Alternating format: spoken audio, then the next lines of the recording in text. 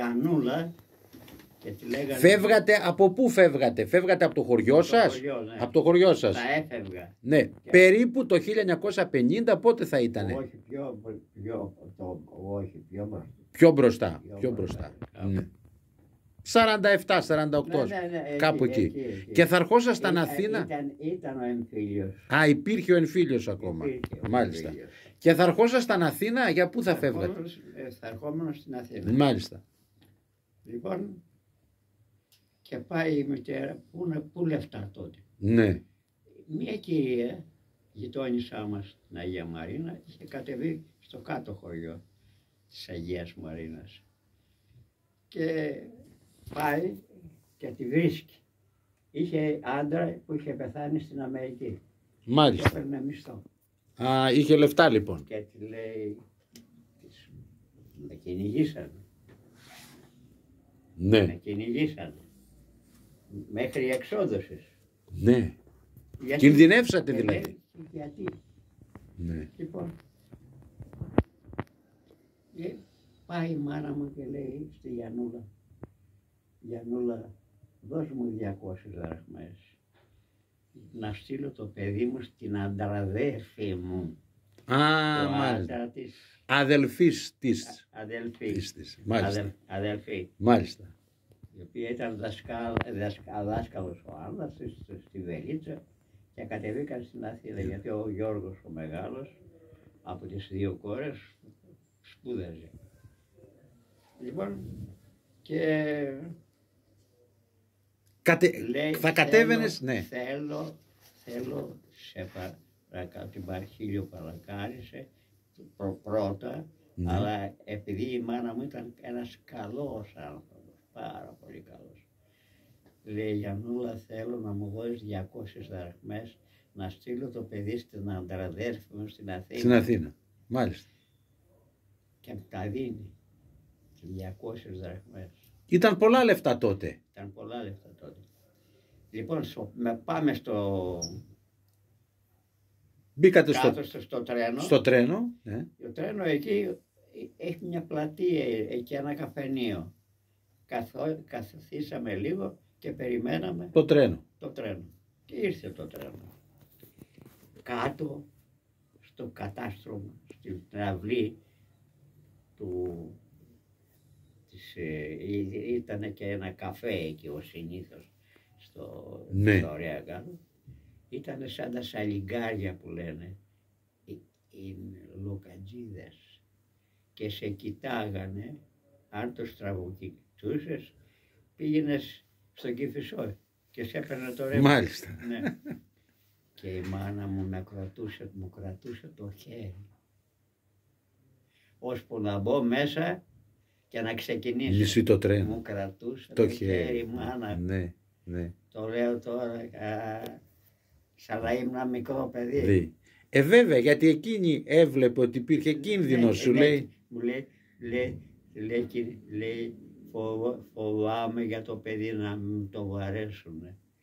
Άμα έχει, δώσ' μου σε παρακαλώ 200 δραχμές να το στείλω στην αντραδέλφη μου. Ωραία, φτάνετε στην Αθήνα, πηγαίνετε στη θεία σας. Ναι. Πηγαίνετε στη θεία σας και μένετε στην Αθήνα. Μένω εκεί. Ναι, εδώ. Θεολόγου 11. Πού? Εδώ. Στου ζωγράφου εδώ, Ιωάννου Θεολόγου 11. Μάλιστα. Στο παλιό Δημαρχείο. Μπροστά. Εδώ αντιμετωπίσατε κίνδυνο. Εκεί, ναι.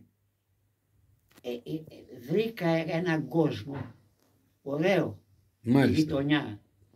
Η Σάσα, η Ευτέρπη, η Βιολέτα, η Πολίτα, ο Γιάννης ο Τσαγκάρης, ο Ανδρέας ο Λερατζούλης, μπάρμαν στην Άνοιξη. Ναι. Και μια χαρά, μια γειτονιά. Ναι. Και έβγαινα και εγώ και καθόμουν.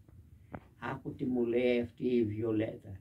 Φαίνεται ότι είχε αριστερές αντιλήψεις και γνώριζε αρκετά πράγματα. Και μου λέει, Γιώργο, η Αγγλία, λέει, στη χώρα τους έχουν σοσιαλισμό. Στις χώρες. Στους θεσμούς. Ναι, στους θεσμούς. Ναι. Ναι.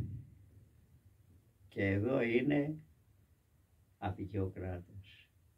Αυτή η απεικιοκρατική πολιτική τη χτίζανε κατά το διάστημα της κατοχής. Θυμάμαι... Οι Άγγλοι δηλαδή που ήταν εδώ κτίζαν την απεικιοκρατία και εκεί είχαν σοσιαλισμό, στους θεσμούς όπως το είπατε. Ναι. Και ο Μπελογιάννης, ναι, κάναν και πολιτική διχασμού. Μάλιστα. Ο Μπελογιάννης. Διαβάζω στην Καθημερινή αυτό το. Ναι. Και για τον Κατρά, τον Δημήτρη, που παρασημοφορήθηκε και τον κάναν κολοχαγό ταγματάκι γιατί έσπασε στα μούτρα του ο ίδιος ο Μουσολίνης.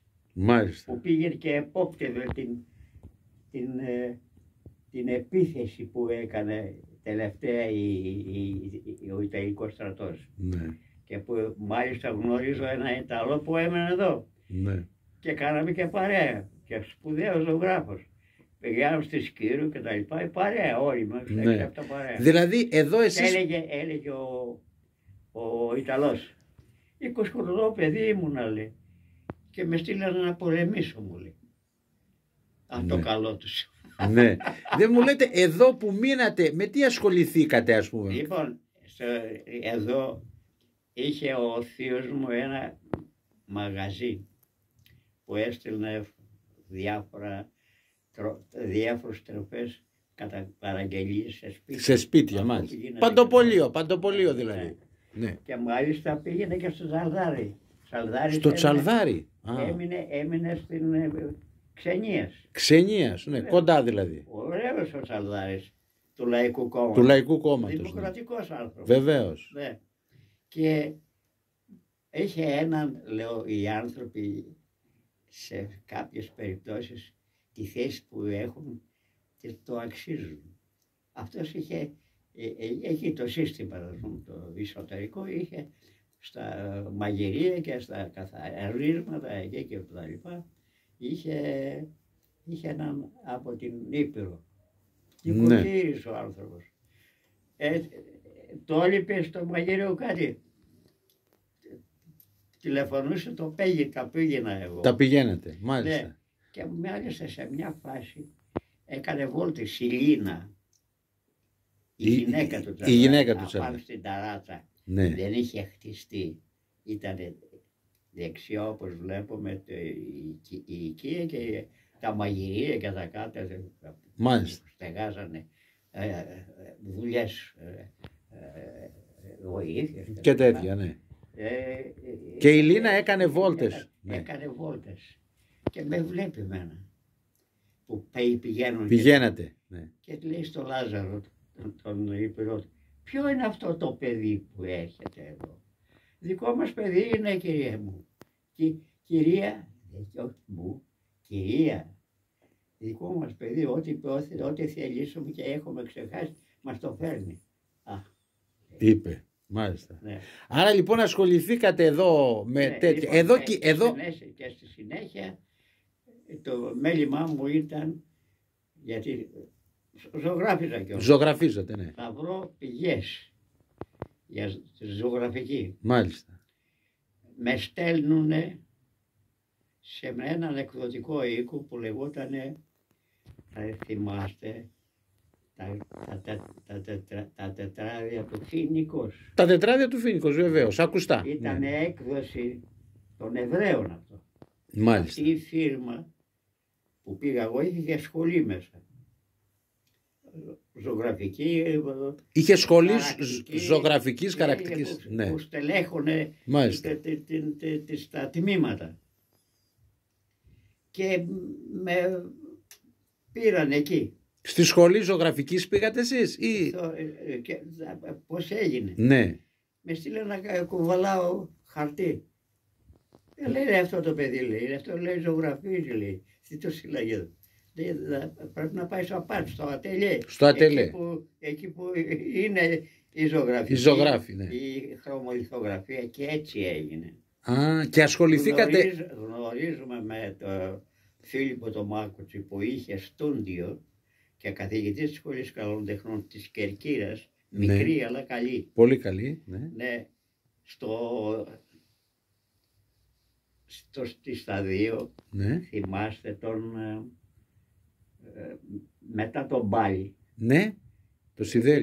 Ήταν ένα μαγαζί μεγάλο. Το θυμάμαι μόνο. Τέλος πάντων, γνωρίζετε ο Μάκοτσης ήταν... Ο Φίλιππος Μάκοτσης, καθηγητής στη Σχολή του Καλών Τεχνών της Κερκύρας. Ναι. Είχε στήσει ένα στούντιο. Κατά το διάστημα που ήμουν όμως τώρα στη φίρμα αυτή, ναι. Χαρακτική κάναμε. Μάλιστα. Κάναμε σχέδια πανσετσίνου. Και εγώ ήμουνα εξπέρ. Ο προϊστάμενος, ο Βυριδάκης, μου δίνει έναν τσίγκο 70% να κάνω το σχέδιο της Ιερουσαλήμ και μου δίνει 400 δραχμές το 1954 που έκανα και την έκθεση. Μάλιστα. Τη συμμετοχή μου στο Βολονάκι. Αυτό που λέτε τώρα σε τσίγκο, δηλαδή για να τυπωθεί μετά. Κάνατε το τσίγκο για να τυπωθεί. Γιατί γινόταν η εκτύπωση με τσίγκο. Ήταν το τελευταίο χρώμα, ναι, που σφράγιζε την τετραχρωμία ή εξαχρωμία. Η εξαχρωμία, ναι. Μάλιστα. Εσείς δηλαδή εκεί μάθατε ζωγραφική εκεί έμαθα ζωγραφική, έμαθα χρωμολιθογραφία και μακέτα. Χρωμολιθογραφία και μακέτα. Και μακέτα κάναμε. Βεβαίως. Εγώ έκανα τις τελευταίες τάξεις της χαροκοπίας σχολής, γιατί ήταν η φίρμα αυτή εκεί κοντά, ναι, και ερχόντουσαν και στο ατελείο εκεί και τους φτιάχναμε τα σχέδια των κοριτσών που θα εδίδαξαν. Θα έκανε μάθημα για να πάρουν το δίπλωμα. Στο γυμνάσιο. Στο γυμνάσιο. Μάλιστα. Η χρωμολιθογραφία ήταν μια τέχνη που βγαίνανε και τα εξώφυλλα των περιοδικών. Βέβαια. Ήταν δουλειά, ναι. Ήταν η σύνθεση χρωμάτων. Σε μια φάση, μια φάση βρέθηκα στον ταχυδρόμο εγώ. Ναι. Εκεί δουλέψατε τα εξώφυλλα. Εκεί δούλευα τετραχρωμίες. Μάλιστα. Ό,τι ερχότανε. Και μάλιστα ο πρώτος Σπούτνικ, ναι, που πετάχτηκε, ναι, ο Κουρνάρας, ο εκδότης, ναι, εκεί τον έκανε. Πολύ ωραία. Τώρα ήθελα να μου πείτε, κύριε Γιώργο, θέλω να μου πείτε λίγο για εκθέσεις που έχετε κάνει. Ξέρουμε ότι ζωγραφίζετε. 25 εκθέσεις. Τα θέματα που κάνετε, ποια είναι κυρίως τα θέματα? Όλα τα πάντα. Δεν σας αρέσει κυρίως η φύση, οπότε έχω δει περισσότερο. Έχω πάει 20 χρόνια το φθινόπωρο στο Πήλιο. Ναι. Και στην πλατεία της Μακρύνης έχετε πάει. Ναι, βεβαίως. Δεν το ξενοδοχείο. Ναι. Έπαιρνα το ίδιο δωμάτιο. Και κάνατε. Εσείς που κάνατε μια έκθεση και πήρατε βραβείο, πού μου έχω ακούσει ότι έχετε βραβευτεί για τις εκθέσεις σας. Λοιπόν, στην Θεσσαλονίκη, ναι, είχα πάρει μέρος σε μια έκθεση πανελλήνιας και με βραβεύσαν. Μάλιστα. Στην Θεσσαλονίκη πάλι, στη Σταυρούπολη, τη μεγαλύτερη πόλη της Θεσσαλονίκης, εκεί η επιμελήτρια του εξοραϊστικού συλλόγου ήταν η Αφροδίτη, η Καραμανλή. Ήταν η υπεύθυνη, ναι, στο πολιτιστικό γραφείο.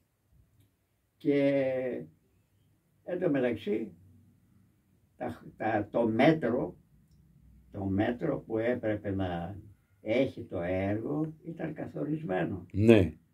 Και δεν μπορούσες να το υπερβείς.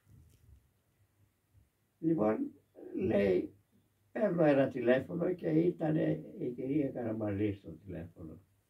Του λέω, ήθελα να πάρω μέρος, αλλά τα μέτρα αυτά δεν έχω πολλά μεγαλύτερα από, ναι, από αυτό το μέτρο. Λέει, οι Έλληνες δεν πειθαρχήσανε. Το κούμπουσα. Το κουμπώσατε. Και λέω στην γυναίκα μου, ρε Μιλίτσα, αφού λέω οι Έλληνες δεν πειθαρχήσανε και στέλνω ένα 40-50 μελάνι ακουαρέλας. Και τι ήταν αυτό? Ο αθλητής μετά τον αγώνα αγκάλιασε τη γυναίκα του και το παιδί του. Ωραίο έργο. Ναι, ωραίο έργο. Ναι. Δεν μου λέτε, κύριε Γιώργο, για πείτε μας τι σας είχε πει ο Μπουζιάννης. Ο Μπουζιάννης. Θα σας πω. Ναι. Την τελευταία μου λέξη απάνω σε αυτό. Και μου παίρνει βλέπει το έργο η Αφροδίτη. Τι θα πούνε. Δεν έχω λύση, λέει, να βγάλω την κορνίζα και ό,τι θέλω. Δεν το έβγαλα ούτε από την κορνίζα και το βάζανε στις εκθέσεις. Λαμία, Λάρισα και Μυτιλήνη.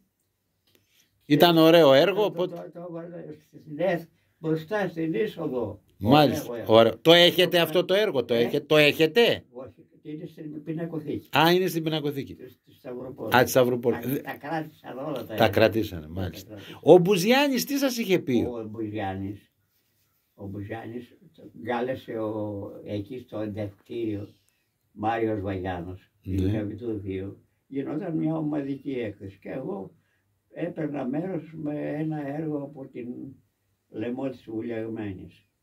Πολλές φορές πήγαινα και από το βράδυ για να δουλέψω και την άλλη μέρα έπαιρνα να πιάσει σειρά στο λεωφορείο για να επιστρέψει στην Αθήνα. Μάλιστα. Ναι, ήταν δύσκολο, ναι. Δύσκολο. Και εκεί βρεθήκε. Μάλιστα. Με τον Μπουζιάννη λοιπόν. Εντευκτήριο, δεξαμενή, το Βυζάντιο και κάτι άλλο στον Ομπάμα. Και ο Μπουζιάννης ήρθε να αξιολογήσει με προτροπή του Μάριου του Βαγιάνου, πνευματικός άνθρωπος αυτός. Και όταν αρχίσαν να αξιολογούν τα έργα, φτάσανε στο δικό μου έργο. Εδώ λέει του κυρίου Πίτσιου, το 25χρονο κυρίο Πίτσιου 25χρονο, ναι. 25χρονο, λέει το κυρίο Πίτσιου, λέει το έργο. Το βλέπει και γυρίζει και με κοιτάει, έχεις καλό δρόμο. Έχεις καλό δρόμο σας είπε, Ήταν η πρώτη κριτική, δηλαδή θετική που λάβω. Η δεύτερη ήταν το Παρμακέλι. Του Φαρμακέλη, μάλιστα. Ο Παρμακέλης λέει, οι άλλοι έχουν σκοτωθεί, με τις ώρες. Αυτό που κάτσε. Ναι. Λοιπόν, κύριε Γιώργο, εδώ όμως φτάσαμε στο τέλος. Δεν έχουμε δυστυχώς άλλο χρόνο. Ναι. Θα μπορούσαμε να πούμε